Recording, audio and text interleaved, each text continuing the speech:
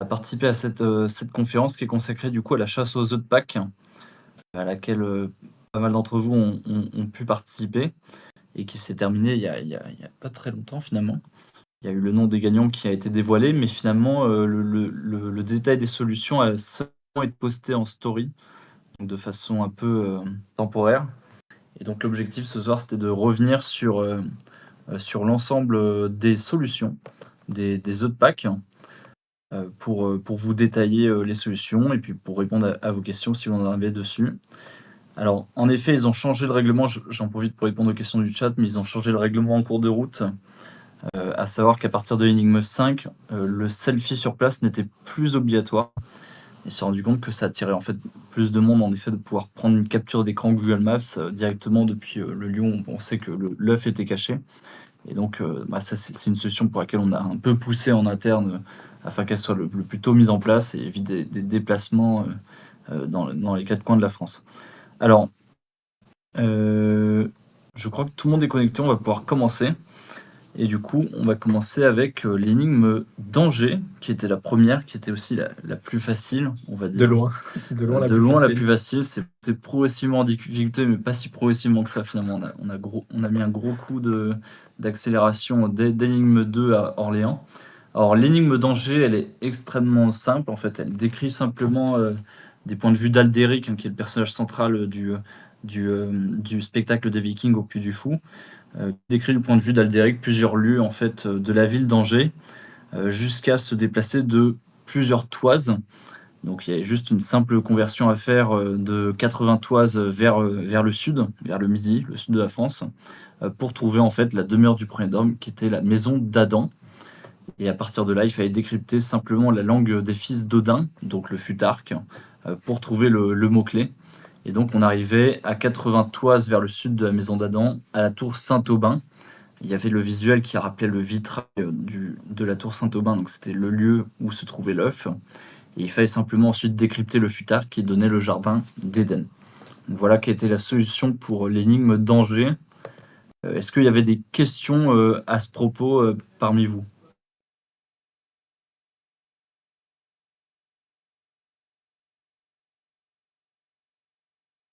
Il n'y a pas de questions particulières sur Angers. Je pense que c'était l'une des plus faciles. Donc, Oui, c'était vraiment un tout petit des placements, une c'était un conversion échauffement. d'unité et reconnaître en effet le futarque pour traduire, mais amuse-bouche, exactement. Exactement. Elle a été trouvée très rapidement, hein. Alors en tout, Oui, sur les solutions du Puy du Fond, on a dû recevoir 600 solutions, je crois, dont seulement une minorité était bonne. Mais sur Angers en particulier, on a eu pas mal de bonnes réponses. C'est celle qui a été le plus correctement trouvée parmi les 10 œufs. yes, je peux répondre si vous me laissez 2 minutes à en combien de temps elle a été trouvée, parce que j'ai quelque part en effet. J'ai l'impression que ça a pris moins d'une demi-heure, non? C'était assez rapide. Ça a été en très effet. rapide pour Angers. Alors on a la liste des gagnants. Je sais pas si c'est la liste des gagnants qui a été communiquée par le public. Je pense pas que ça a été communiqué, donc à mon avis, on n'a pas le droit de préciser qui a gagné. Il y a eu à chaque fois deux gagnants, hein, donc une personne qui a été tirée au sort et puis la première personne qui avait trouvé la bonne solution. Donc, à Angers, le premier à Angers, c'était. Donc, à chaque fois, il postait à peu près à midi. C'était à 1h23, étonnamment. Ça a pris quand même un poil de temps. Il faudrait revenir à quelle heure ça a été posté. C'était Oui, entre 11h et midi, donc environ 1 heure ouais, pour c'est la ça. première bonne réponse. C'est ça. Voilà. Bon, du coup, j'imagine que vous aviez tous trouvé la bonne réponse pour Angers.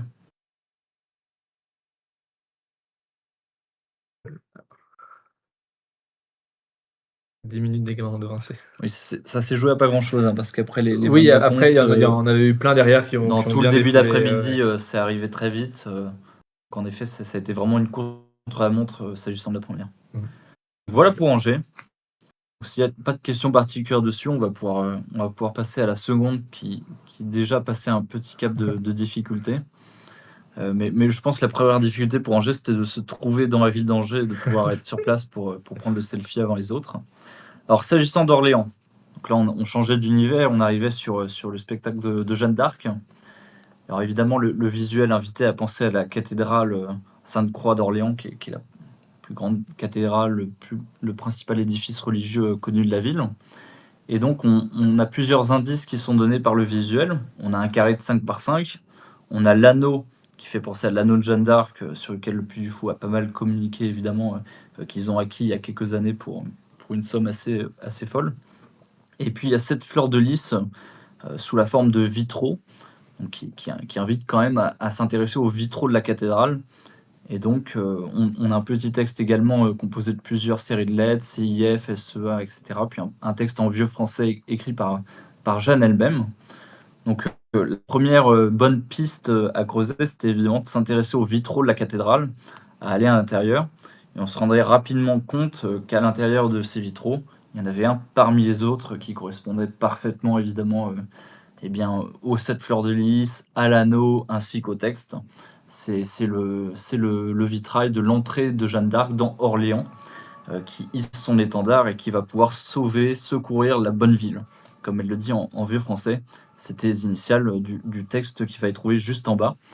Et donc ce visuel en particulier nous permettait de confirmer que c'était bien l'anneau de Jeanne d'Arc, puisque dans le drapeau blanc du visuel qui est tenu par Jeanne d'Arc, on a le monogramme chrétien Jesus Maria, qui est le même monogramme qui est inscrit sur l'anneau de Jeanne d'Arc.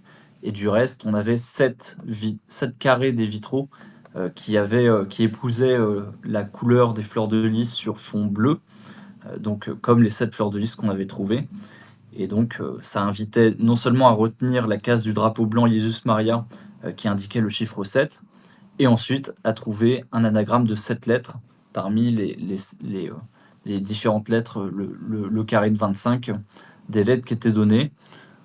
Le roi qui semble le plus évident, et en tout cas le prénom qui semble le plus évident sur l'anagramme, c'est Charles VII, que Jeanne d'Arc a permis de faire couronner pendant la guerre de 100 ans. Donc voilà la solution qu'il fallait trouver. Et je crois que c'était tout s'agissant d'Orléans. Oui, tout à fait. Est-ce que vous avez des questions par rapport à Orléans? Parce que déjà, on avait un peu moins de bonnes réponses sur Orléans.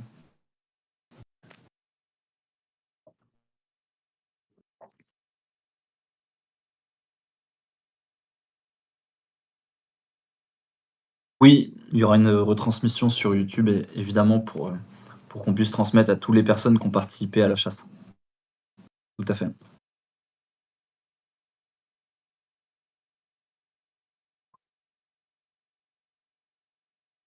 Ok. On continue. Alors, écoutez, ça me paraît bon. On va enchaîner sur Bordeaux, Yes. où il y a eu une petite erreur sur Bordeaux qui a été notée par certains d'entre vous. Bordeaux, on arrive sur le blason de la ville de Bordeaux. Est-ce que tu veux prendre... Oui, c'est parti. Donc, en effet, on devait reconnaître rapidement qu'on était justement sur le blason de la ville de Bordeaux, avec notamment un texte en clair tout en haut et une série de chiffres tout en bas. Si on commence tout en haut, c'est un mini poème qui en fait laisse à penser. Il fallait se renseigner un peu sur la mythologie de la ville de Bordeaux, qui notamment parle d'un certain basilic qui a été tué dans la rue du Miroir. Et en fait, il fallait voir que Basilic, le monstre, rappelait aussi une vraie basilique. Et qu'il fallait du coup réussir à aller trouver la basilique Saint-Michel, qui était à Bordeaux, notamment avec la phrase ravissant à l'archange l'éclat de sa gloire, l'archange Saint-Michel ayant lui aussi pourfendu en dragon. Donc il fallait déjà réussir à trouver qu'on devait partir sur la basilique Saint-Michel. Les chiffres en bas dans le parchemin étaient en fait qu'on appelle du limoleux. Donc en fait, on pouvait trouver sur le vrai blason de Bordeaux la devise en fait de Bordeaux en latin qui est Lilia sola regunt luna mundas castra leonem. Et en fait, il fallait prendre, quand il y avait 51, il fallait prendre le 5e mot, première lettre, et ainsi de suite. Ça, beaucoup de gens l'ont trouvé, et ça donnait le mot Vigener, qui confirmait en effet que la seconde partie du texte était cryptée en Vigener. Pour décrypter le Vigener, il fallait en effet une clé, et le premier texte nous donnait que le bâtisseur de la basilique Saint-Michel, de la basilique Saint-Michel était la clé pour le Vigener. En se renseignant un peu rapidement, on arrive évidemment sur le fait que Monsieur Lebas donc Jean Lebas était le bâtisseur de la basilique Saint-Michel, ce qui nous permettait de décrypter le texte en bas. Le texte en bas qui disait Perché en ses hauteurs qui trône sur ses armes, guettant du lion son heure et sans verser de larmes, le faucon s'envola dans l'axe du cadran et porta sa missive dernière au régnant. Donc déjà, on voyait qu'il y avait le mot régnant une fois décrypté qui était en gras, donc ce qui déjà nous donnait le mot-clé. Et il nous manquait ensuite le final. La première phrase qui disait perché en ses hauteurs qui trône sur ses armes, les armes étant le blason, et exactement où le texte crypté est marqué, sur le vrai blason, il y a en fait une image du château qui est désignée justement sur le blason de Bordeaux. Et en fait, il s'agit de l'ancien hôtel de ville de Bordeaux, qui aujourd'hui n'existe plus, mais dont il reste en fait la Grande Cloche, qui est en fait un lieu iconique de Bordeaux. Donc ça, en fait, ça confirmait qu'il fallait aller, enfin que le lieu était la Grosse Cloche. On voulait aussi mettre une seconde validation de ce lieu-là, mais malheureusement, comme beaucoup nous l'ont fait remarquer, on avait une typo. On devait avoir marqué en chiffre romain dans la perche en dessous le chiffre 74, mais on l'a malheureusement fait devenir 524. Donc la double confirmation n'était pas bonne. Il fallait, enfin, on ne pouvait que se confirmer qu'avec la première partie. Donc là, en fait, l'idée, en effet, c'était d'aller utiliser l'unité de mesure perche et de se déplacer à 74 perches depuis le point le plus haut de la basilique Saint-Michel. Mais évidemment, ce n'était pas possible Il y a à la faire. particularité d'avoir un beffroi qui est détaché du reste de la basilique, ce qui est assez rare en France. Mais en effet, on s'est trompé sur le chiffre romain. C'est dommage, hein, parce on est vraiment repassé sur chacune des énigmes au moins 10 fois, mais on n'a pas fait gaffe Ouais, à cette absolument. erreur de typographie. Absolument. Mais en effet, c'était une double confirmation qui nous permettait d'arriver du coup au dernier lieu, qui était Et qui était du coup la Grosse Cloche. la Grosse Cloche. Voilà. Et- Donc voilà comment on y arrivait. Donc le régnant, c'était le mot-clé. Donc pas de difficulté là-dessus. Tac, tac, tac. Et en effet, il y avait un petit point bonus aux joueurs qui arrivaient pile à 13h04, puisqu'il y avait une référence au saint patron des vignerons, Saint Vincent, puisque la grosse cloche, elle sonnait pour annoncer aussi le début des vendanges. Et donc, la mort du vigneron, donc la tombe avec la grappe de raisin auréolée, ça invitait à trouver la date de mort de Saint Vincent qui était 304. Et donc, on arrivait à 1304, donc 13h04. Et donc, les jours les plus proches de cette heure ont été privilégiés. Voilà. Est-ce que vous avez des questions sur Bordeaux? Est-ce que ça vous paraît clair?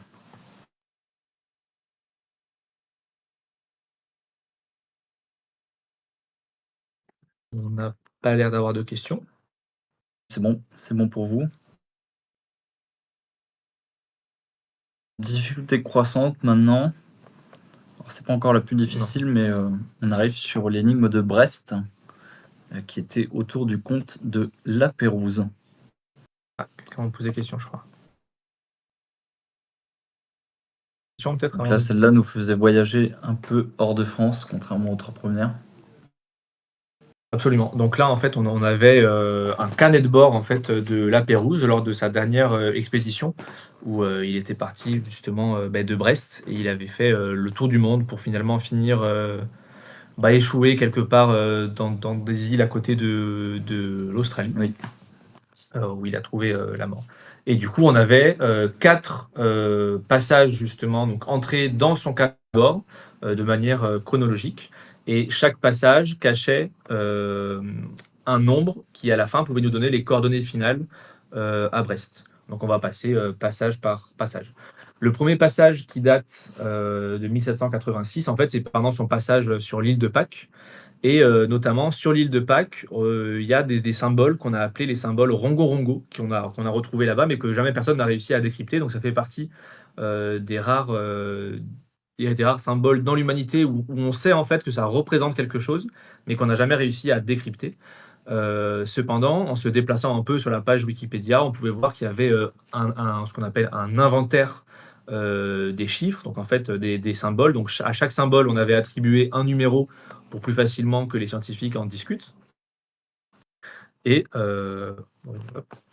et, et du coup, le chiffre en utilisant 59. ça, on pouvait en effet trouver que le symbole pour les degrés au nord, c'était 59, ce qui en fait était validé par le 10 avril, qui était du coup encodé 1004, avec les symboles qui valaient pareil les mêmes chiffres. Donc la date qui n'était pas écrite en clair, mais qui était écrite en symbole rongo-rongo, confirmait que cet inventaire qu'on a choisi était correct.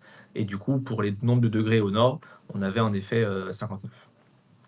Pour le second passage, là, en fait, c'était un arrêt sur donc à Monterey, aux Amériques, où le journal notamment parle de la tribu des Cherokees. Et juste en dessous, justement du passage, on retrouve en fait des syllabaires Cherokee. Donc les Cherokees utilisaient un syllabaire où chaque en fait symbole représentait non pas une lettre mais une syllabe.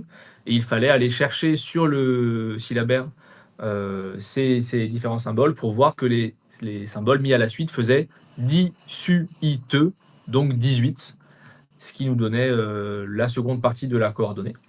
C'était clairement à destination de la public francophone, ces énigmes de Pâques. Ah oui, Je précise. clairement, c'était francophone. Le troisième passage, c'était sur l'île de Jeju-do, qui est également, depuis les années 1900, considérée comme une des 7 nouvelles merveilles de la nature. Le texte, justement, commençait en disant « Cette île est une véritable merveille » et parlait également de ses frères et sœurs. Donc, en fait, il fallait comprendre qu'il fallait en effet aller chercher du côté des différentes nouvelles merveilles de la nature. Et on avait vraiment, à chaque fois, en dessous, une succession de donc ouest, sud ou est, et les degrés, ainsi que des dessins qui représentaient en fait 3 merveilles différentes, à savoir les chutes d'Iguazu, l'île de Komodo et la montagne de la Table, qui du coup nous demandaient d'aller extraire des degrés spécifiques. Donc, par exemple, pour le premier, il fallait récupérer le nombre de degrés à l'ouest des chutes d'Iguazu, faire une opération mathématique en soustrayant différents chiffres, pour au final tomber sur le troisième nombre qu'il nous fallait, qui était 28. Donc on a fait en effet le degré ouest des chutes d'Iguazu était 54, le degré sud de l'île de Komodo était 8 et le degré est de la montagne de la Table était 18, ce qui au final nous donnait 50 moins 8 moins 18 égale 28. Et la dernière entrée, c'était lors de son escale, son escale. Bon, alors je vais pas lire le mot russe, mais en fait c'est à la ville qui s'appelle Saint-Pierre et Saint-Paul en français. Et notamment à la fin du texte, il demande s'il pourra être de retour à Brest pour fêter quelque chose en russe, qui en russe peut se traduire à peu près Saint Jawa, qui en fait correspond à un saint breton, donc Saint Jawa, qui est célébré lui le 2 mars, donc le 2-3, donc on avait le dernier nombre qui était le 23. Et finalement, on obtenait des coordonnées finales. Alors, on ne donnait pas les degrés des coordonnées parce qu'on se doutait que c'était à Brest. Et en fait, Brest est contenu entièrement dans les coordonnées 48 nord et 8 ouest. Et du coup, en donnant les minutes, enfin, en marquant les minutes et les secondes, on tombait très précisément sur un menhir rouge qui, a priori, date du néolithique, précisément au 222 rue Jean Jaurès. Mais vraiment, l'idée, c'était d'avoir ce joli ancien menhir rouge. Au 222 rue Jean Jaurès. Ouais. Et finalement, ensuite, pour ce qui est du mot-clé, on pouvait remarquer en effet qu'en haut à droite, dans le carnet de bord, on avait un dessin d'une horloge avec un marin qui tenait 2 drapeaux, ce qui rappelait justement l'alphabet sémaphore. Et il fallait là aller récupérer individuellement chaque horaire des 4 entrées pour voir en fait à quoi ressembleraient les aiguilles sur une horloge. Utiliser le code sémaphore pour au final avoir Albi, en effet une ville pas loin. Et voilà pour Brest. On a plusieurs anecdotes de personnes qui ont envoyé leurs oncles à Brest pour aller trouver la photo du menhir rouge. D'autres qui ont critiqué la façon dont j'écrivais dans la façon du conte de la Pérouse. C'est extrêmement vexant parce que j'ai mis tout mon cœur dans l'écriture à la manière du XVIIIe siècle. Mais voilà. Est-ce que ça vous paraissait clair pour Albi, pour le menhir rouge? Est-ce que vous voulez qu'on revienne sur des points? Après, je vais passer sur Lyon, qui est la seule énigme parmi les 10 qui n'a pas été correctement résolue. Donc, il n'y a pas eu de réponse 100% correcte sur le lieu. Il y a des réponses correctes sur le mot-clé, mais pas sur le lieu. Exactement. Alors, du coup, on va passer à Lyon. Un petit clin d'œil aussi à nos amis les Gaulois, qui faisaient pas de mal. Alors évidemment Lyon, bon, c'est la ville de naissance, du cinéma, c'est la ville, des frères Lumière. C'est là que le premier film a été tourné à la sortie des usines Lumière, dans le quartier qui s'appelle le quartier désormais, Montplaisir. Il y a une rue qui a été nommée d'ailleurs, d'après ce premier film qui s'appelle la rue du premier film et il y a aujourd'hui pour les Lyonnais, un musée qui abrite, toutes les premières, aventures des frères Lumière. Et donc, tout le thème de l'énigme de Lyon était autour du cinéma. Alors, le début de l'énigme Lyon nous dit: Je découvris la ville lumière vers 11 heures depuis la sortie de l'usine. Alors, 11 heures, ça donne la direction depuis l'horloge, hein, donc on va vers une direction nord-nord-ouest. Passant par Dieu, le moteur arrivé au plateau. On a ensuite une série de chiffres 4, 5, 5, 4, 3, 6. On ne sait pas exactement trop quoi en faire. Le cinéma a un secret, mais pour garder le silence, il faudra le rompre d'un mot signé d'un mystérieux SB. Alors, passant par Dieu, ça, je crois que ça n'avait échappé pas à grand monde, mais ça fait référence au quartier Pardieu, qui est l'un des quartiers centraux de Lyon. Le moteur arrivait au plateau. Il fallait donc partir de la rue du premier film, donc depuis la sortie de l'usine, aller dans une direction nord-nord-ouest, passer, traverser le quartier Pardieu, et on arriverait donc au lieu du tournage, au lieu du plateau, où il faut, semble-t-il, trouver un mot, un élément qui est fait de 6 items, avec les numéros 4, 5, 5, 4, 3, 6. Et le cinéma a un secret, mais pour garder le silence, il faudra le rompre d'un mot. On va voir qu'on arrive globalement dans la zone du parc à la Tête d'Or. Et alors, au-delà de la Tête d'Or, l'une des actrices les plus en vue du début du cinéma muet, c'était évidemment Sarah Bernhardt. Hein, pour les amateurs de Lucky Luke, c'est évidemment un personnage récurrent. Donc SB pouvait faire référence à d'autres personnages, mais en tout cas c'était l'icône la plus célèbre. Et Victor Hugo disait d'elle qu'elle avait une voix d'or, donc c'était une petite référence également à la Tête d'Or. Puis on a un visuel qui est assez riche, qui est composé d'une lune centrale qui pleure avec un bouchon lyonnais qui est planté dans son œil droit. Alors c'est une référence au fameux bouchon lyonnais, donc les restaurants gastronomiques de la ville de Lyon, avec l'inscription 1836 BBBC. Et donc, en se renseignant un peu sur les restaurants, les bouchons lyonnais, on se rend compte que le plus ancien bouchon lyonnais date de 1836. C'est la brasserie Georges, dont la devise est bonne bière et bonne chère depuis 1836, donc le fameux BBBC. Et évidemment, tout ce visuel était une référence au Voyage dans la Lune de Georges Méliès, qui est un des chefs-d'œuvre du cinéma muet français. En associant la brasserie Georges à Georges Méliès, on retenait le prénom, on retenait tout simplement Méliès, qui était du coup le mot-clé à retenir ici.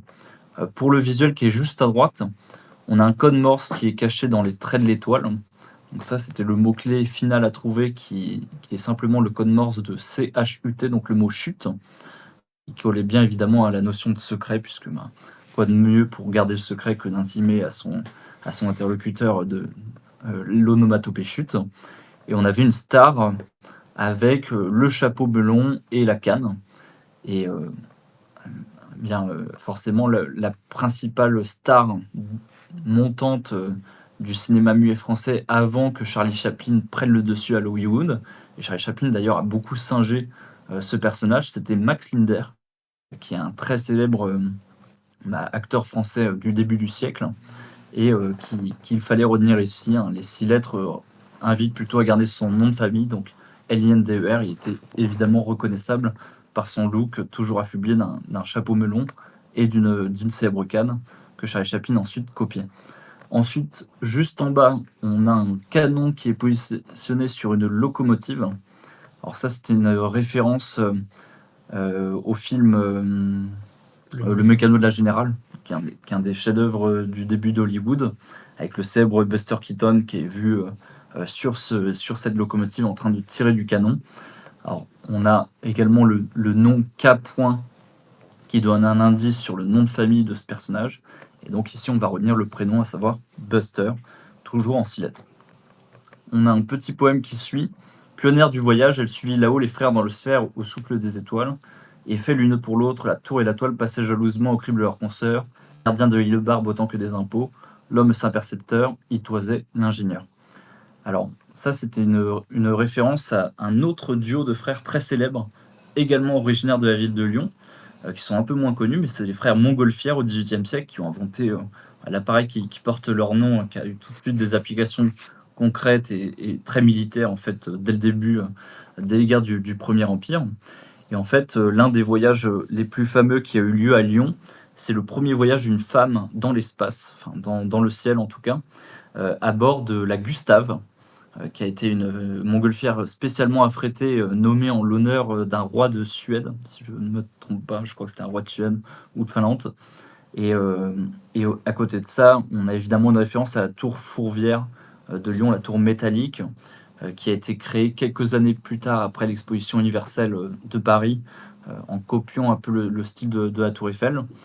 Et donc, en associant le nom du voyage dans l'espace, donc la tour et la toile, donc en associant le nom du voyage de la montgolfière Gustave et le nom de l'architecte Gustave Eiffel, on trouvait tout simplement le prénom Gustave. Ensuite, on avait le gardien de l'île Barbe autant que des impôts, l'homme saint percepteur, il toisait l'ingénieur. Alors là, c'est une référence euh, à Gustave Eiffel, pardon, tac, tac, tac. Donc voilà, ça on avait trouvé pour l'ingénieur Eiffel et passait jalousement au crible leur concert. Donc il y a une tour qui est assez célèbre à Lyon, c'est la tour Rose, qui était la tour du percepteur Martin, qui s'occupait de collecter les impôts du roi de France, Martin de Troyes en fait. Et ce surnom de crible, la tour du crible, venait du fait qu'il passait au tamis les dépenses de chacun des administrés de Lyon. Et donc c'est en l'honneur de ce personnage qui a été nommée la tour du crible, la maison du crible. Et à côté de ça, on a une référence à l'abbaye de l'île Barbe, qui a été fondée au 5e siècle et qui est dédiée depuis le 10e au Saint Martin.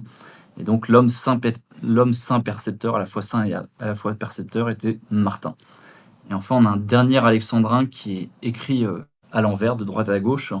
Et Joubert sur la Dige, c'est l'homme muet, qui n'eut jamais pour mot qu'une âme qui parlait. C'est une référence à un des vers très célèbres du poème Aux soldats de l'an 2 de Victor Hugo, qui finit ainsi: Ô France, tous les jours, c'était quelques prodiges, choc, rencontre, combat et Joubert sur la Dige et Marceau sur le Rhin. Et en fait, c'est ce poème qui a inspiré au célèbre mime Marceau son nom de famille, tout simplement, parce que ce personnage s'appelait Marcel Manger. Et il a pris ce nom de Marceau dans la résistance française en se basant sur ce vers précis de Victor Hugo, qui avait forcément marqué ce personnage qui venait du Bas-Rhin, qui venait de l'Alsace, qui est d'un territoire occupé par les Allemands entre 1870 et 1918. Et donc, en voulant faire la guerre aux Allemands, il a pris un poème qui faisait référence aux guerres de la Révolution sur la Prusse. Et donc, une fois qu'on a remis les 6 personnages qui chacun comportait 6 lettres, on trouve Buster, Eiffel, Linder, Marcel, Martin et Méliès. On les remet dans l'ordre alphabétique. On comprend un peu mieux du coup la suite 4, 5, 5, 4, 3, 6. On reprend la 4e lettre de Buster, la 5e lettre de Eiffel, la 5e lettre de Linder, la 4e de Marcel, la 3e de Martin, la 6e de Méliès. On trouvait les lettres T, E, E, C, R, S qui formaient l'anagramme du mot secret, qui est confirmé d'ailleurs dans le préambule de l'énigme, puisque on nous disait que le cinéma a un secret, mais que pour garder le silence, il fallait le rompre d'un mot.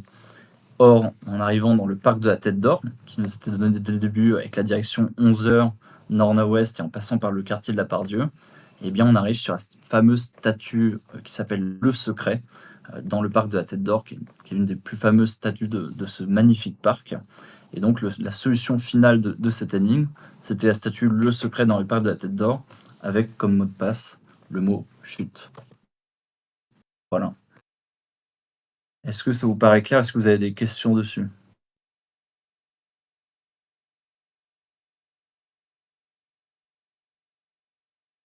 Alors, Il va aussi manquer du coup une question sur Brest auquel on va répondre. Manquait 24 heures. Oui, ça devait sûrement être ça. c'est vrai qu'elle aurait pu être dans la même catégorie que Versailles et Paris en termes de difficulté. On aurait pu laisser un peu plus de temps.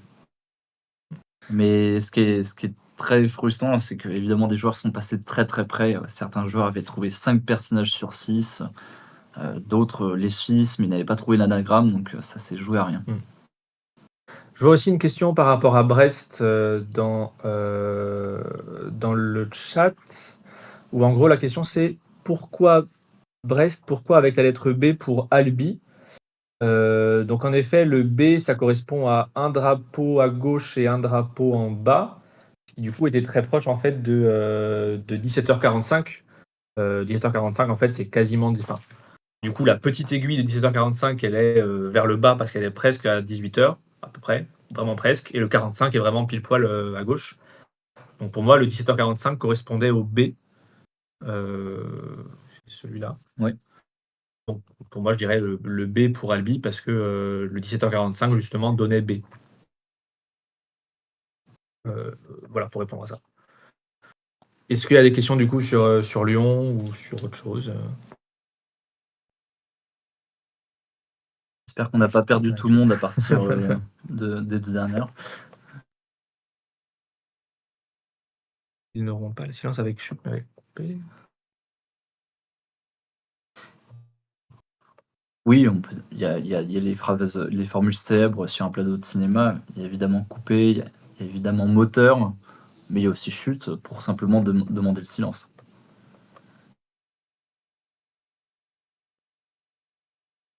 On va continuer. Sur Strasbourg?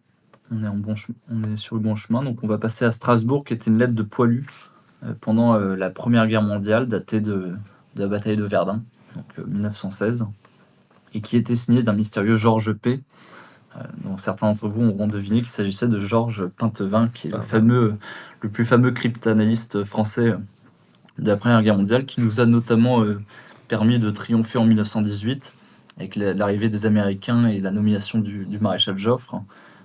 Grâce à Georges Pintevin, on a réussi à globalement savoir tout ce qui se tramait dans le cerveau des généraux allemands, et donc on a pu anticiper et mener à bien toute la contre-offensive qui s'est finie eh bien, par une déroute de l'armée allemande jusqu'à Berlin. Donc, est-ce que tu veux commencer du coup avec le premier chiffre UBCHI?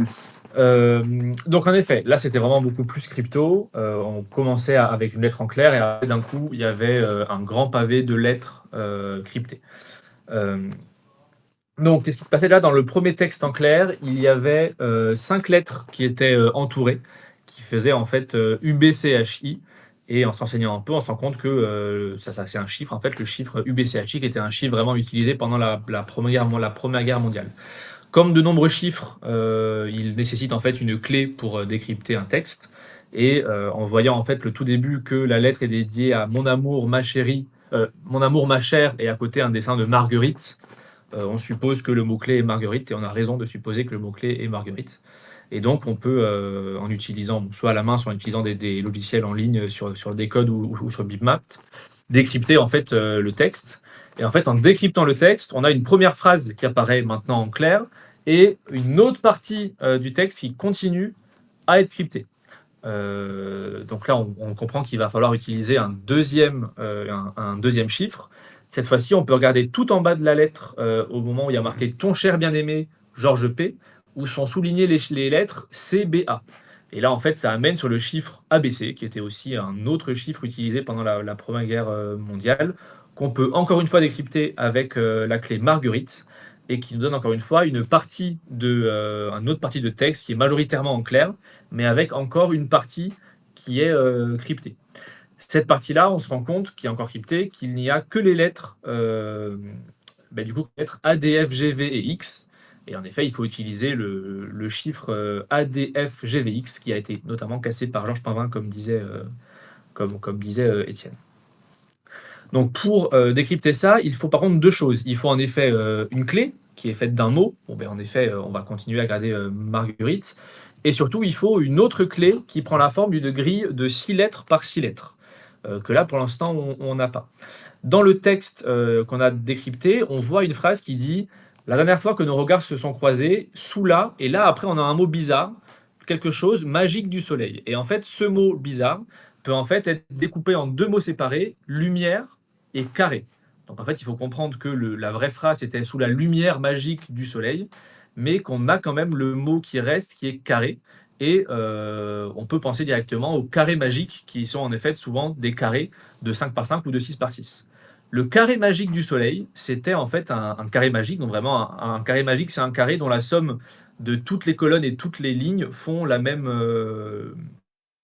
somme. Et le carré magique du soleil, c'était un carré qui avait été offert en fait, je crois que c'était à Louis XVI, au roi Soleil, euh, qui en fait est un carré qui existe déjà et qui donne les chiffres de 1 à 36 placés dans un carré 6 par 6. Et là, on pouvait notamment voir que en haut à droite, je crois, en haut à gauche de la lettre, on avait un A égale x1, donc A égale 11. Et on comprenait qu'il fallait du coup remplir ce carré, mais en remplaçant tous les nombres de 11 à 36 par les lettres de A à Z. Et en remplissant ça, on se retrouvait vraiment avec la clé, enfin le carré clé pour déchiffrer le ADFGVX, qui nous donnait finalement la dernière partie finale du texte. Et une fois qu'on a tout décrypté, on pouvait commencer à essayer de faire la manipulation sur plan. Je peux te C'est ça. laisser. Alors une fois qu'on a tout décrypté, on arrive sur le texte suivant. Il est difficile d'exprimer en mots la douleur de mon cœur, alors je me trouve dans l'enfer de Verdun. Les obus nous rendent sourds, les balles sifflent au-dessus de nos têtes et chaque jour nous perdons beaucoup de camarades. Je me rappelle encore notre première rencontre sur les bancs de l'université, où littérature et patrie auréolaient cet instant hors du temps près du maître de Faust. Tu étais là, belle comme le printemps, avec tes yeux brillants de passion. Alors, ce premier paragraphe nous fait deviner tout simplement le palais universitaire de Strasbourg, sur le frontispice duquel il est noté Litteris et Patriae, donc la devise en latin de littérature et patrie, et près duquel il y a une statue de Goethe, donc l'auteur du célèbre Faust. Donc, voilà le premier point qu'il fallait noter sur ce premier paragraphe. Je continue. Je me rappelle notre premier baiser échangé au milieu du pont, à l'ombre des jeunes filles en fleurs, resté gravé dans ma mémoire. Alors, bon, là, à l'ombre des jeunes filles en fleurs, ça nous fait penser à Marcel Proust, et notamment à l'un des termes les plus célèbres de son roman, à savoir les fameuses Madeleines de Proust, les souvenirs d'enfance restés gravés dans ma mémoire. On parle du coup du pont Sainte-Madeleine, qui est à Bordeaux et qui nous permet de trouver le second lieu, donc qui était vraiment à l'opposé de la ville de Strasbourg, donc près du quai du Vorcel et près des maisons couvertes de Strasbourg. Alors le troisième paragraphe, on arrivait sur «Je me souviens de t'avoir demandé ta main sur la grande place des Va-Nu-Pieds la veille de la mobilisation générale». Alors ça, c'est une référence à la place Kléber, qui est une place centrale de Strasbourg et qui s'appelait autrefois en allemand la Barfüßerplatz, ou autrement dit la place des Va-Nu-Pieds. Il y a une grande statue du général Kléber qui trône au milieu de cette place. Donc ça, c'était le troisième point à retenir. Et enfin, le quatrième paragraphe nous donnait la dernière fois que nos regards se sont croisés sous la lumière carrée magique du soleil, c'était à l'entrée sud du passage de Vauban, où j'ai dû t'abandonner parmi cette foule de larmes dont tant sont aujourd'hui veuves. Et donc là, on arrivait à l'entrée sud du passage Vauban, qui est le dernier point à retenir de la ville de Strasbourg. Si la guerre ne m'emporte pas, je te promets que nous nous retrouverons et je t'épouserai là, à la croisée des chemins, et les notes de harpe scelleront notre union. Une fois qu'on avait ces 4 points, eh bien, on formait simplement un tracé de croix sur notre carte de Strasbourg, et on arrivait tout près de la cathédrale Notre-Dame de Strasbourg, sur la maison Kammerzell, qui est une des maisons les plus célèbres de la ville de Strasbourg, sur laquelle il y a énormément d'icônes, de petites statues, et notamment les notes de harpe qui nous invitaient à repérer l'ange qui jouait de la harpe sur la maison Kammerzell. Et donc l'œuf était caché à la maison Kammerzell, au niveau de l'ange à la harpe. Et pour le mot-clé, eh ben, il fallait aller tout en bas, puisque Georges Painvin a signé d'un code Ave Maria de Tritem qui se terminait ici. Dans les cieux, dans la lumière, je te porte en ma prière, toujours en félicité, je pourrai bientôt t'aimer. Eh bien, on reportait ces termes de prière dans le code du moine Jean de Tritem au XVIe siècle, et on arrivait tout simplement eh bien, à trouver que dans les cieux symbolisait la lettre A, dans la lumière symbolisait la lettre M, toujours la lettre O, et féliciter la lettre R, on arrivait au mot-clé Amor, puisqu'évidemment cette lettre était une lettre d'amour à sa chère bien-aimée. Voilà pour le décryptage complet de la ville de Strasbourg. Est-ce que ça vous paraît clair? Est-ce que vous avez des questions dessus avant qu'on enchaîne sur Celle d'après, c'est Nantes. C'est Nantes. C'est ça? Ouais. Et Nantes a été assez compliqué aussi. Nantes était très crypto. Il y avait peu d'interprétations, mais un peu crypto. Mais c'est vrai qu'il y a qu'une personne de Nantes qui a vraiment trouvé le lieu précis. Il y avait du taf. En effet, sur la fin, justement, on a commencé à mettre un peu En plus fait, de taf. on a eu plus de bonnes réponses sur Versailles et Paris que sur des villes qui venaient avant, donc notamment Lyon ou Nantes, qui étaient en fait peut-être un peu plus dures que les deux dernières sur lesquelles il y avait un peu plus de temps. On avance sur Nantes. Il y avait en effet un peu de travail. Après, on a voulu à chaque fois être dans une unité de temps et de lieu. Donc là, comme on était sur le thème de la Première Guerre mondiale, on s'est cantonné évidemment aux principaux codes et chiffrements utilisés pendant la Première Guerre mondiale.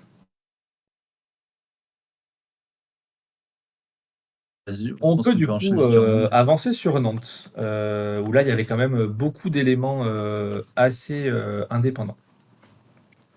Donc tout d'abord, on va commencer par un texte à droite, qui était un texte qui du coup était signé de Monsieur de Charette, et qui notamment, je ne vais pas tout le lire, qui en gros raconte ce qui se souviendra toujours du moment où il s'est marié, À gauche, du coup, je crois. à gauche, oui, désolé, à gauche, où il s'est marié avec sa femme, et on nous invite justement à trouver où est-ce qu'il s'était marié.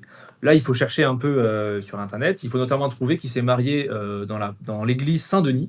Le problème, c'est que l'église Saint-Denis aujourd'hui n'existe pas, et il fallait pousser un peu plus loin les recherches, un peu plus loin que Wikipédia, pour en fait trouver que l'église Saint-Denis est maintenant, en fait, était à l'époque là où on est aujourd'hui, au 9 rue Saint-Denis. Donc ça nous donnait en fait un premier point qui était le 9 rue Saint-Denis. À droite, on voit des symboles étranges qu'on peut remarquer assez rapidement comme étant un mélange entre le code Picpen, donc le code des francs-maçons, et entre l'alphabet Picpen, l'alphabet des francs-maçons, et l'alphabet des Templiers. Et en fait, à chaque fois, on avait des bigrammes avec un symbole des francs-maçons, un symbole des Templiers, et on se retrouvait avec 9 bigrammes qui nous donnaient 9 paires de lettres qu'il fallait ensuite remettre dans l'ordre pour réussir à créer, toujours dans l'ordre, Anne de Bretagne. Donc, excusez-moi, quand on utilisait tout ça, on arrivait à décrypter et à trouver le mot Anne de Bretagne. C'est ça. C'était un anagramme des 14 lettres, du coup. Exactement. Si on regarde maintenant le schéma qu'il y a un peu au-dessus, on voit qu'il y a des croix et des chiffres, notamment on voit qu'il y a une croix d'église, donc qui là nous ramène évidemment à l'église où s'est marié Charette, mais également une statue, et en combinant statue avec Anne de Bretagne, on se rend compte qu'il y a une statue très connue à Nantes, une statue d'Anne de Bretagne, et du coup on obtient nos 2 points. Et ensuite c'était simplement des manipulations sur la carte, où on voyait qu'il fallait tracer des cercles et on allait deviner qu'il fallait prendre l'intersection. On nous donnait comme unité de mesure la distance entre le 9 rue Saint-Denis et la statue de Jeanne d'Arc qui valait 1. Et ensuite, on nous donnait des croix, donc des centres de cercle avec des rayons qu'il fallait tracer. Il fallait également remarquer que la croix qui était la première à gauche n'était pas le centre des 2 cercles, auquel cas on n'aurait pas pu du tout avoir de croisement, mais que la croix qui était à gauche correspondait au cercle à droite, et la croix à droite correspondait au cercle à gauche. Et donc après, il fallait faire une somme, du coup, pour avoir un cercle centré sur l'église du 9 Saint-Denis avec une unité de 1,874, et un deuxième cercle centré sur la statue de Jeanne d'Arc, avec du coup un rayon de 1,337. Quand on traçait ces deux choses, ça nous faisait tomber en fait pile poil sur la porte Saint-Pierre, et le texte juste en dessous de la manipulation qui marquait Tiens-toi sous mon chapeau nous invitait en fait à se mettre vraiment en dessous de la porte Saint-Pierre. Donc ça, en effet, il n'y a qu'une seule personne qui l'a trouvée, mais elle a été trouvée. C'est vrai qu'elle était un peu difficile. Pour ce qui est du mot-clé, il fallait se concentrer sur ce qu'il y avait en bas. Notamment, on pouvait remarquer une partition de musique, il y avait Monsieur de Charette qui était mis juste au-dessus entre des notes de musique. Et il fallait en fait sur ça trouver qu'il y avait une musique qui avait été écrite, qui s'appelle Monsieur de Charette en son honneur, et qui en fait à chaque fois décrit ce que Monsieur Charette aurait dit à des gens dans différentes villes. Donc, par exemple, le premier couplet, c'est Monsieur de Charette a dit à ceux dans ce nid, mes amis, le roi va ramener la fleur de lys. Et en fait, au fur et à mesure dans cette chanson, on va se rendre compte qu'il y a plein d'éléments qui reviennent dans les dessins qu'il y en a au-dessus. Donc on va avoir le roi représenté par la couronne, la fleur de lys, les bijoux, tiré représenté par un soldat qui tire, un drapeau blanc, la mort, un canon, un violon, des enfants et enfin un panache. Et en fait, ce qu'il fallait faire, c'était récupérer du coup donc par rapport à chaque mot. Par exemple, on avait un canon et en dessous il y avait marqué 2.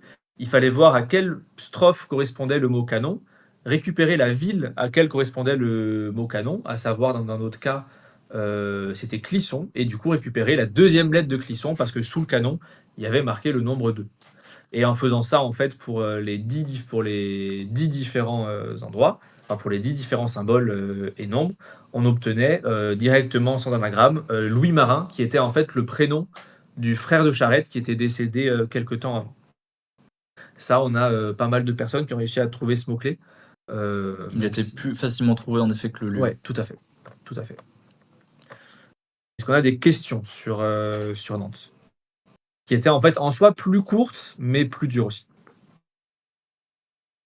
C'est à partir de Strasbourg et Nantes que le Puy du Fou a autorisé en effet les personnes à plus se déplacer, donc on a eu un peu plus de réponses que sur Bordeaux ou Lyon.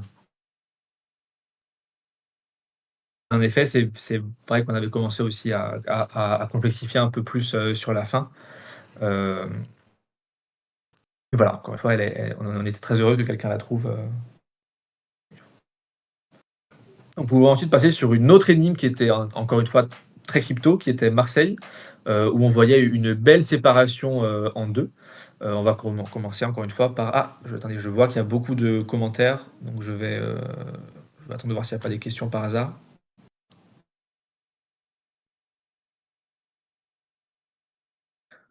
Donc en effet, il fallait statue de Jeanne d'Arc.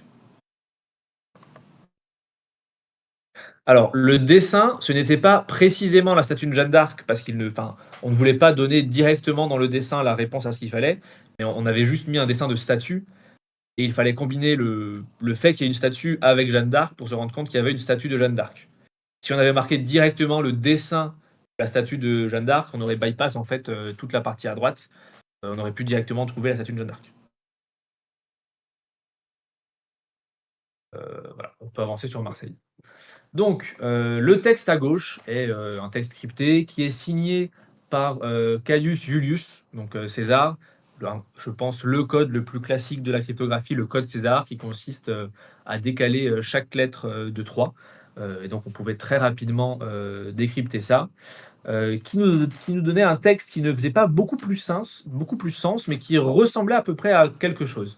Ce texte-là, en fait, était codé dans un chiffre qu'on appelle le charabia latin, qui en fait consiste à chaque fois à inverser le mot et à rajouter un suffixe, on va dire, à l'allure latine. Par exemple, le premier mot, c'était crebae, qui en fait, c'était le mot bercé qui devient creb, et on rajoute le suffixe ae pour que ça fasse crebae, et qu'en fait, ça sonne latin. Il est horrible celui-là. Celui-là est un peu dur. Il est atroce. Mais c'est très pervers, mais en effet, tout le texte décodé ainsi. Par exemple, on peut continuer, hein, même le second, donc rapum, tout simplement, on prenait RAP, donc mis à l'envers, ça nous donnait en verlan par, on rajoutait simplement le suffixe pour faire latin.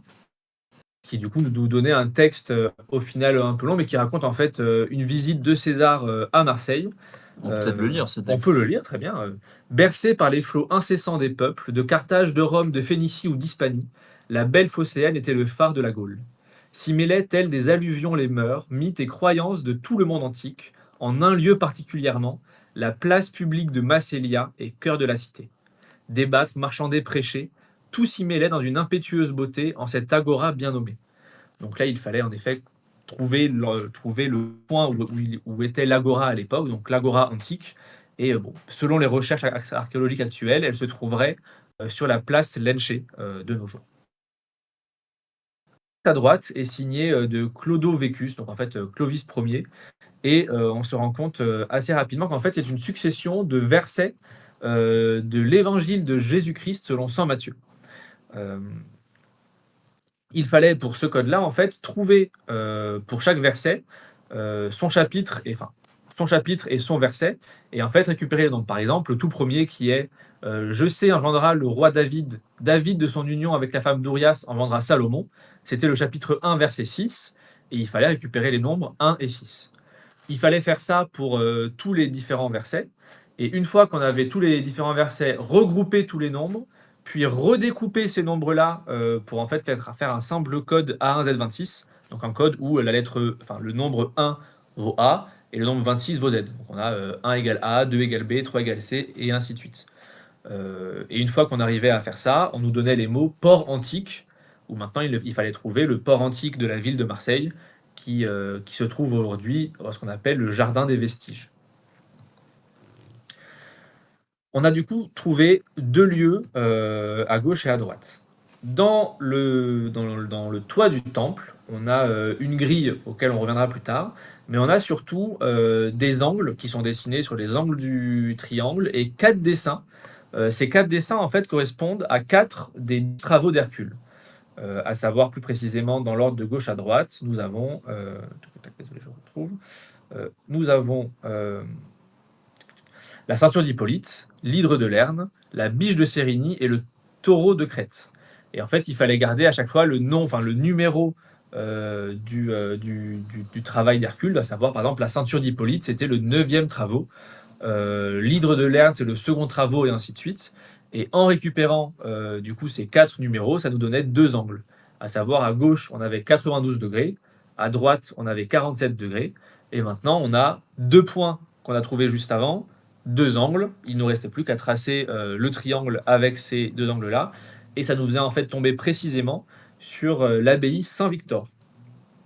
Et au-dessus de la porte d'entrée de cette abbaye, on peut notamment trouver une gravure où on voit Saint-Victor qui terrasse un dragon et qui en fait correspond à la dernière phrase de l'énigme qui était tout en bas avec un chercher le dragon vaincu. Donc vraiment la solution pour cette énigme, c'était la porte d'entrée de l'abbaye Saint-Victor, juste en dessous de la gravure où on voit Saint-Victor qui transperce un dragon. Pour le mot-clé, c'était relativement plus simple. Il fallait, donc on avait une grille 5 par 5 avec autour un dicton ad impossibilia nemo tenetur qui donne en français à l'impossible nul n'est tenu. Il fallait remplir cette grille de 25 cases vides avec ce dicton qui comportait également 25 lettres. Et en remplaçant tout ça, on avait un simple carré de polybe, à savoir par exemple 12, ça correspondait à première ligne, deuxième colonne, et ainsi de suite. Et quand on récupérait du coup les 4 lettres correspondantes, on obtenait le mot Deus, donc Dieu en latin. Et donc le mot-clé final, en effet, c'était Deus.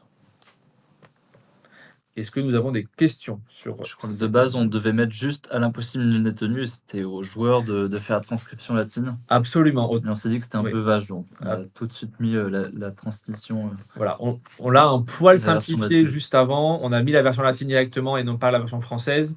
Et on a donné un mini exemple par rapport aux angles Ouais. des travaux d'Hercule. Et on a aussi rajouté un peu ce qu'il fallait faire aussi sur les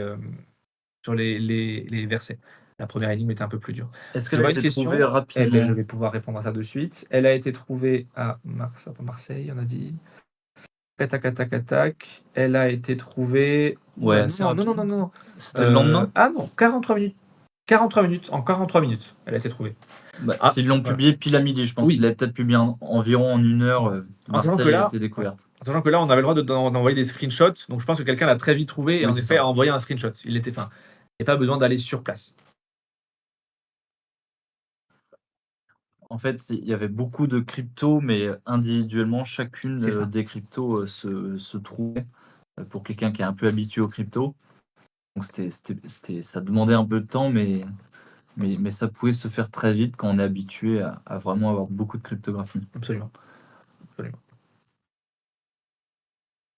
Pas de questions.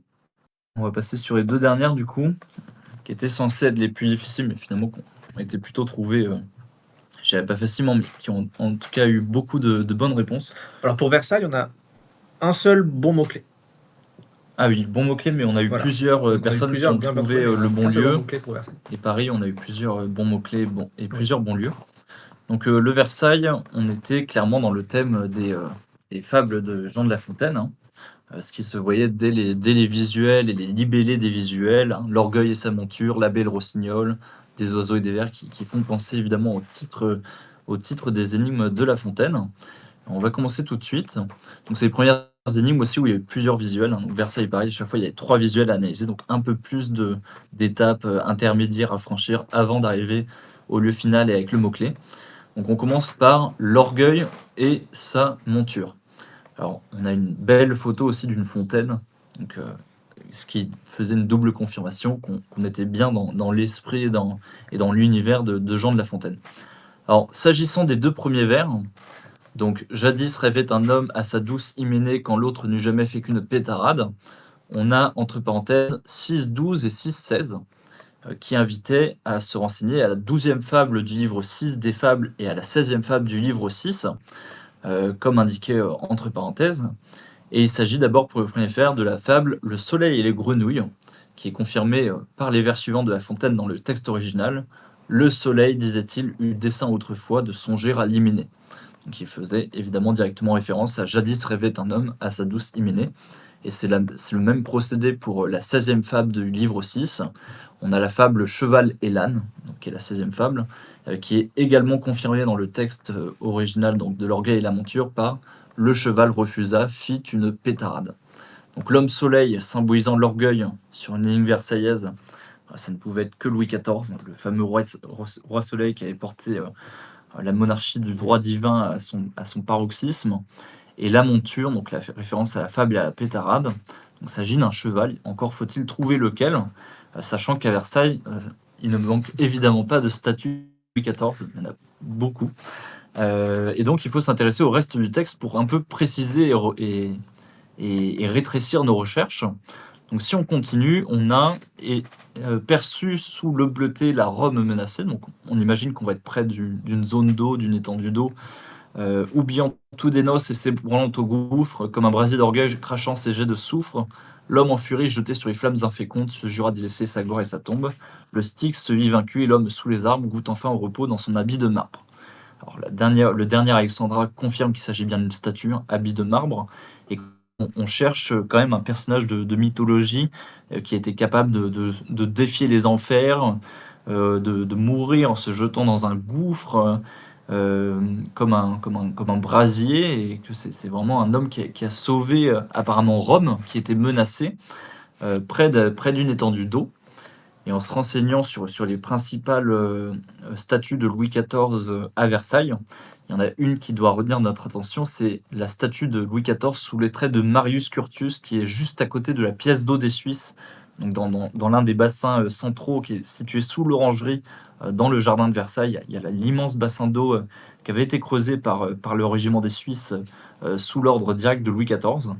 Et en fait, Marius Curtius, dans la mythologie romaine, s'agit d'un cavalier qui s'est sacrifié dans un gouffre qui avait été formé par Pluton sur le forum romain et qui était un accès direct aux enfers dans la Rome antique. Et c'est Marius Curtius à cheval qui s'est sacrifié en se jetant dans ce gouffre pour calmer, pour s'offrir en apaisement au dieu Pluton. Et donc, tous ces termes-là confirmaient qu'on faisait deviner cet épisode mythologique. Et donc, le bon lieu à trouver ici, le premier lieu de l'énigme de Versailles, c'était la statue équestre de Louis XIV, sous les traits de Marius Curtius, dont une copie d'ailleurs est au Louvre, et ça nous intéressera pour l'énigme de Paris. Alors, on passe au visuel numéro 2, qui était l'abbé et le rossignol. Donc, la seconde énigme, l'abbé et le rossignol, on avait une image de rideau de théâtre. Et ça commence ainsi. Ah, fut-il de Affronte, le grand financier, eut-il quelques secondes usurper la lignée? Tartuffe pour querelle, l'embastilla-t-on, valet trop furteur, l'amant de Maintenon. Pour prix de ce grand siècle était un grand secret, un drame inachevé à 3 mots incomplets. Alors toutes ces références étaient en fait des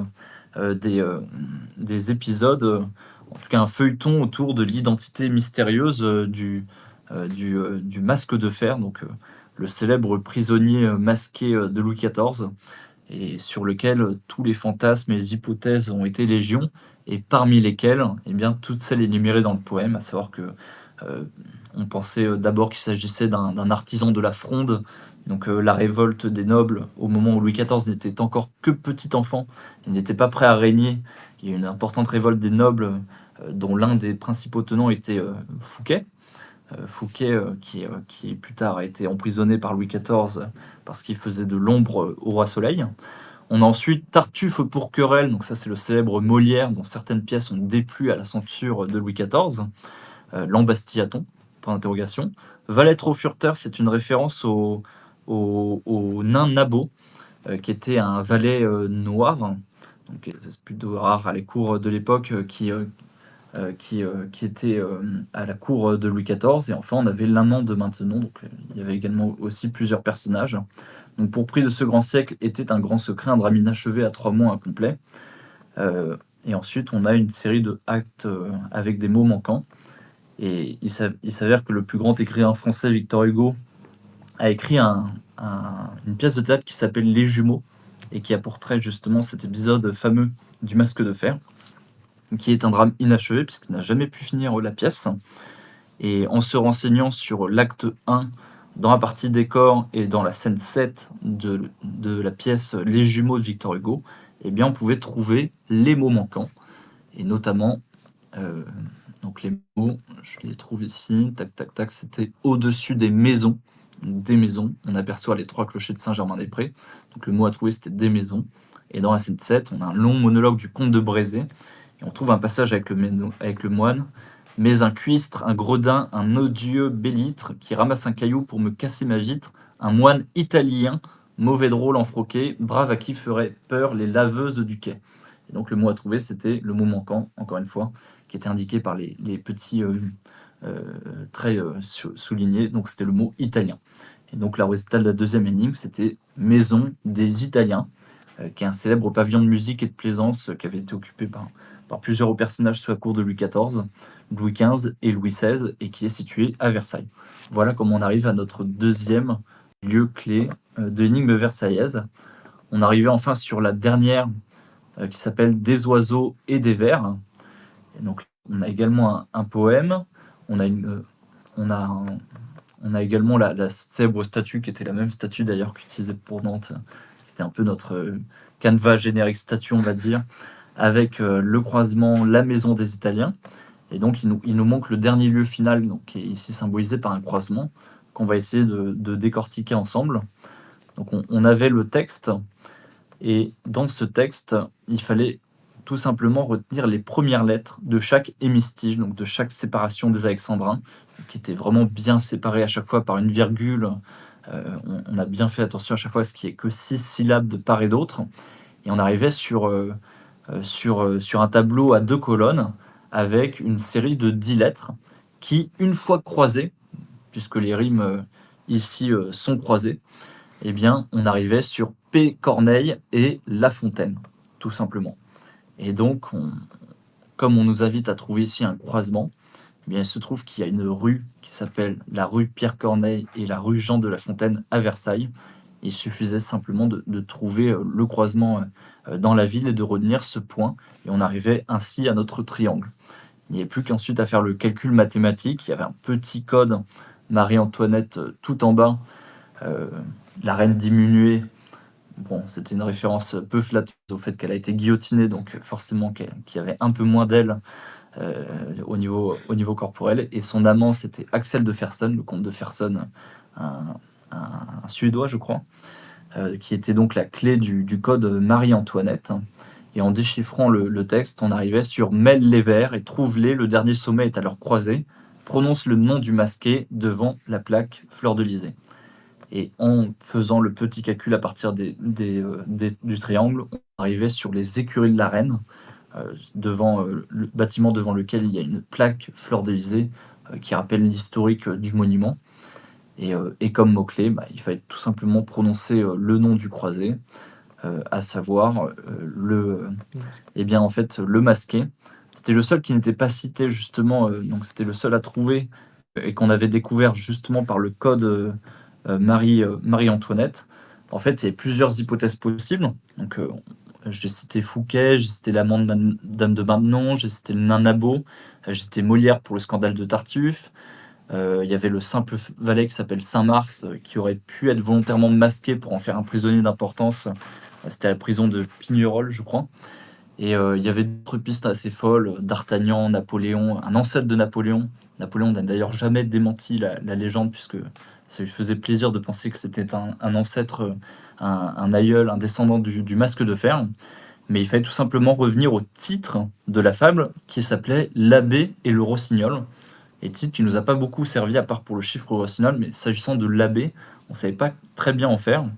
Et bien en fait, l'une des théories les plus célèbres de cryptographie, s'agissant du masque de fer, ça a été une théorie découverte par Étienne Bazeriz, qui était un cryptographe français très célèbre du XIXe siècle et qui a déchiffré le premier, le grand chiffre de Louis XIV, donc 200 ans après en fait. C'est un des chiffres qui a tenu le plus longtemps dans l'histoire contemporaine.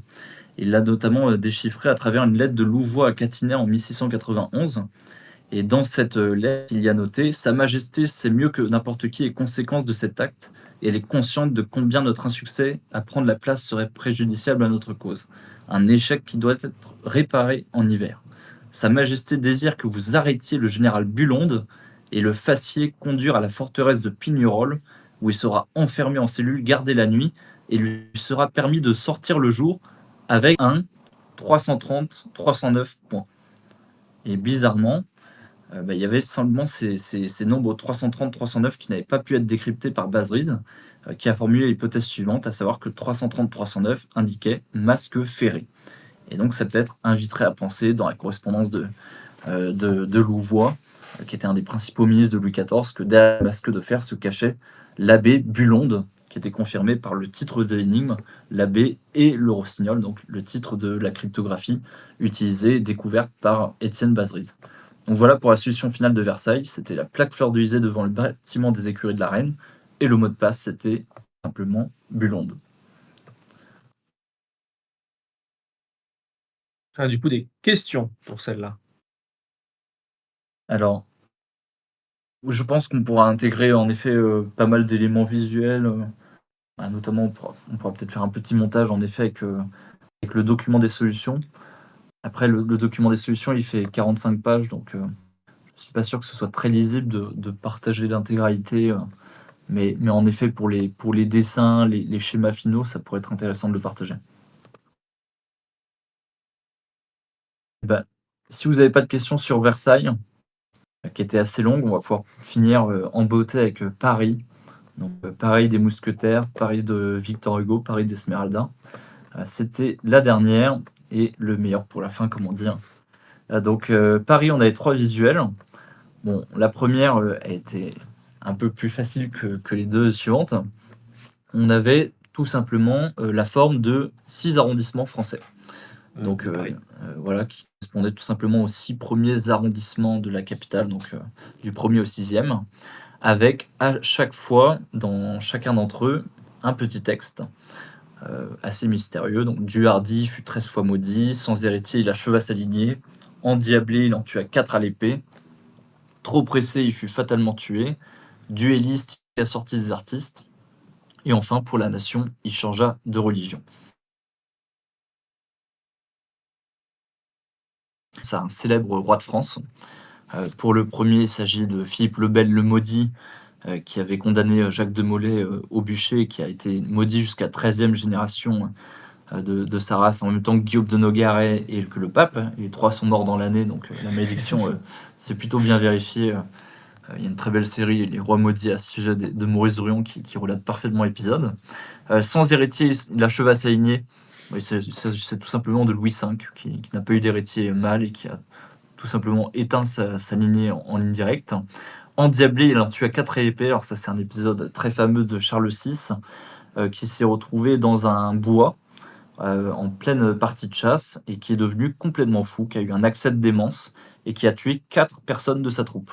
Voilà, qui est rentré comme de rien n'était au château après cet épisode de chasse, mais il a tué 4 de ses compagnons.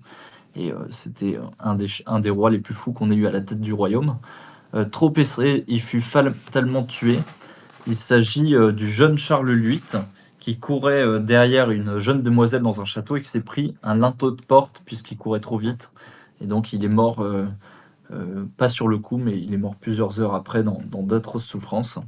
Dueliste, prêt à sortir des artistes, c'est Henri II qui a insisté pour faire un duel avec son capitaine des gardes, dont le nom m'échappe, et qui s'est retrouvé avec un éclat de lance dans l'œil. Et pareil, dans d'atroces souffrances, il a agonisé jusqu'à mourir. Et puis enfin, le dernier était un peu plus simple. Pour la nation, il changea de religion. Paris vaut bien une messe. On est sur l'énigme de la capitale. Il s'agissait d'Henri IV qui s'est converti au catholicisme. Et donc, on peut maintenant remplacer chacun des points d'interrogation qu'on avait en dessous de ces arrondissements par les numéros des rois. Donc, Philippe IV, on prend le 4, Louis V, le 5, etc. Dans l'ordre des arrondissements qui nous sont donnés. Et on arrivait à une petite opération mathématique. Donc 4 plus, entre parenthèses, 5 plus 6 divisé par 8 moins 2, le tout fois 4. Et on arrivait au chiffre 31. Voilà pour la première petite énigme. On va mettre ce chiffre de côté, on va se concentrer ensuite sur la série de nombres. Et on a de nouveau un rossignol, donc c'était un petit clin d'œil à l'énigme de Versailles. Ça nous redirigeait également vers le grand chiffre et la méthode de cryptographie utilisée par Louis XIV. On est dans le Paris des mousquetaires, donc Louis XIII, Louis XIV. Il fallait rechercher un peu pour trouver la table du grand chiffre. Alors, il y a quelques variantes selon les sites. Je crois qu'il y avait peut-être juste un élément sur lequel les tables ne correspondaient pas parfaitement, mais je crois qu'elle avait été notée par Nicolas. Mais une fois déchiffré, on avait la phrase suivante: par L. de Winter, virgule, te donnera l'adresse de la demeure. Et au centre de l'image, on a le fameux panache mousquetaire avec les 3 épées des 3 mousquetaires d'Alexandre Dumas, dans lequel se trouve un personnage central qui s'appelle le Lord de Winter, et dont la sœur n'est nulle autre que Milady, pour ceux qui ont vu récemment au cinéma, qui occupe un rôle plus que central. Et donc, en réutilisant le nombre 31 qu'on a trouvé auparavant, on pouvait chercher dans le 31e chapitre du roman Les Trois Mousquetaires d'Alexandre Dumas. Et dans ce chapitre, on peut lire: Lord de Winter, en quittant d'Artagnan, lui donna l'adresse de sa sœur. Elle demeurait à la place Royale, qui était alors le quartier à la mode au numéro 6. La place Royale, aujourd'hui, elle est plus connue sous le nom de place des Vosges, qui est une des places centrales du vieux Paris, et qui se trouve d'ailleurs être l'ancien lieu de résidence de Victor Hugo. Alexandre Dumas avait placé cette même adresse, donc l'adresse de Milady, et l'adresse réelle de Victor Hugo dans la vraie vie, à savoir le 6 place des Vosges, donc qui est une coïncidence plutôt amusante. Et donc, évidemment, le joueur astucieux notera qu'il y a une référence subliminale qui va nous être utile par la suite entre l'adresse de Milady et le célèbre écrivain français. Et sur la seconde image, on peut lire d'ailleurs: n'oublie pas, si tu ne viens pas à Lagardère viendra à toi. À équidistance du jumeau du cavalier versaillais, va au lieu fétiche du presque homme, où tu trouveras par un soleil de bronze de riches lieux, point d'un nouveau départ. Alors la citation, c'est une référence au Bossu, qui est un roman de KPDP de Paul Féval. Et donc on pouvait imaginer tout de suite se rendre au lieu du personnage de ce roman, qui est l'hôtel de Nevers. Mais comme on a trouvé précédemment le lieu de résidence de Victor Hugo et qu'on vient d'arriver au Bossu, la bonne solution, c'était évidemment de trouver que le Bossu faisait une référence à Quasimodo, le presque homme, l'homme voûté, l'homme courbé, qui est le personnage central de Notre-Dame de Paris.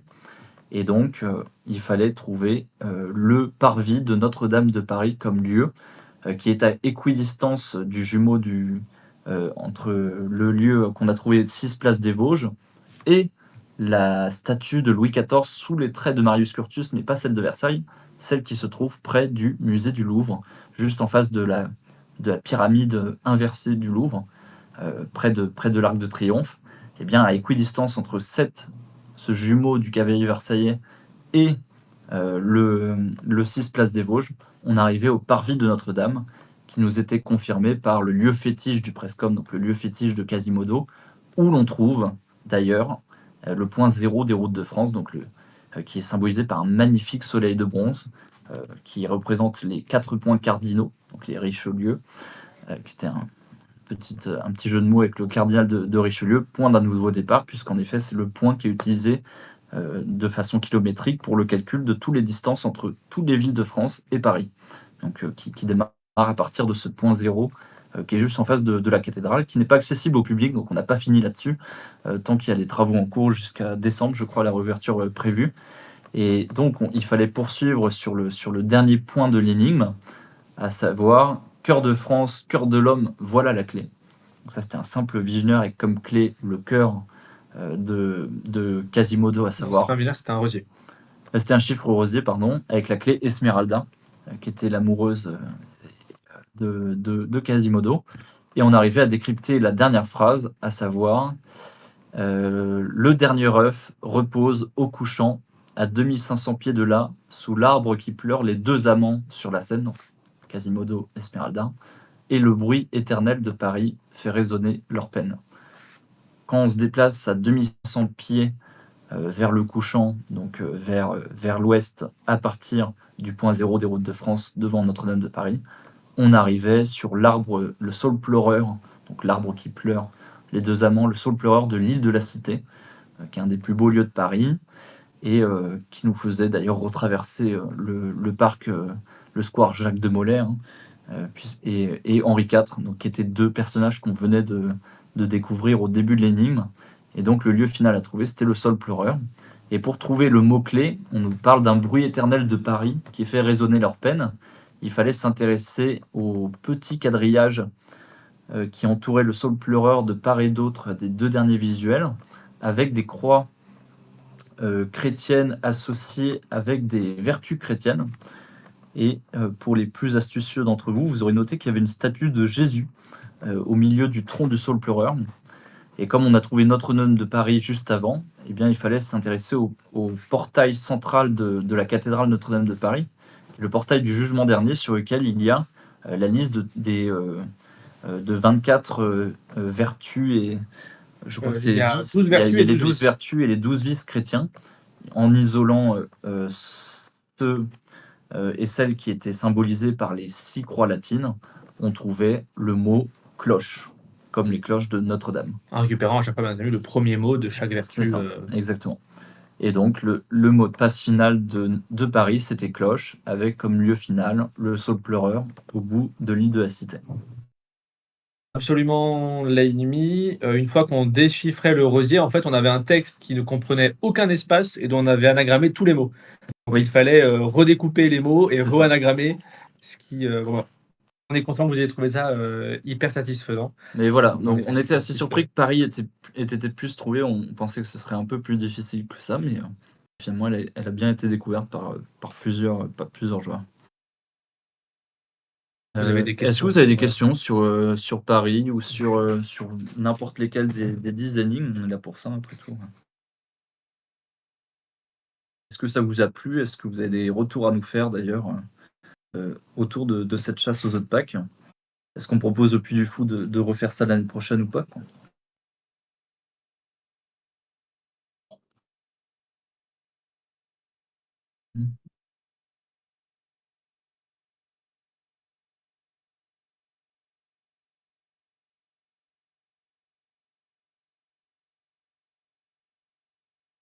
En tout cas, merci beaucoup parce que je peux comprendre que vous étiez beaucoup à y avoir joué. Vous êtes beaucoup ce soir à regarder à nous écouter expliquer les solutions. Donc on a vraiment été content de voir que ça vous a plu et auquel vous allez jouer. Donc On pensait pas que ça prendrait autant de temps d'ailleurs. On se disait peut-être 15-20 minutes pour expliquer les énigmes. En fait, ça nous a pris 1h20. Donc, il y avait en effet pas mal d'étapes, pas beaucoup d'énigmes. Où c'était assez complet et en effet, un dernier retour qu'on a eu, c'était qu'une énigme tous les jours qui prenait, au moins peut-être 1 heure à résoudre si on voulait faire ça bien. C'était peut-être un rythme un peu soutenu. 1 heure, c'était pour les plus rapides. Donc, Voilà, ouais, 1 heure pour les plus rapides. Je pense qu'il y en a qui ont passé plus de temps que ça, mais voilà, c'était en effet, 1 par jour. On a entendu que pas mal de gens, en fait, ont dû en choisir quelques-unes et n'ont pas forcément eu le temps de jouer à toutes. Voilà. En effet, une 2e édition avec plus de temps entre chaque énigme, ça pourrait être assez intéressant. Et sans obligation de se déplacer sur le lieu. Exactement.